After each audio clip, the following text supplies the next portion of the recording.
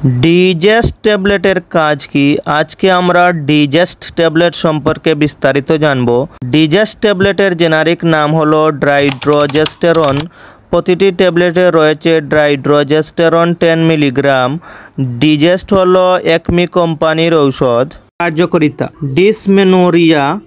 Dysmenorrhoea কি? সাধারণত ঋতুস্রাবের যন্ত্রণাকে dysmenorrhoea বলা হয়। এন্ডোমেট্রিওসিস মানে দীর্ঘস্থায়ী স্ত্রীরোগ সংক্রান্ত সমস্যা। সেকেন্ডারি এমনোরিয়া মানে কি? সেকেন্ডারি এমনোরিয়া বিবেচিত হয় যখন আপনার অতীতে নিয়মিত মাসিক হয়েছে কিন্তু অন্তত 3 মাস ধরে কোনো মাসিক হয়নি।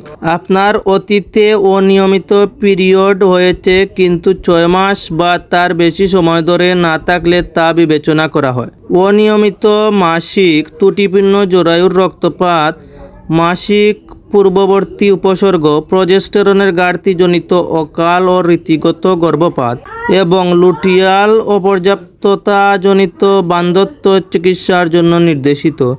অর্থাৎ ডাক্তাররা এই জাতীয় ওষুধ যাদের বাচ্চা হয় না তাদেরকে সাজেস্ট করে থাকে।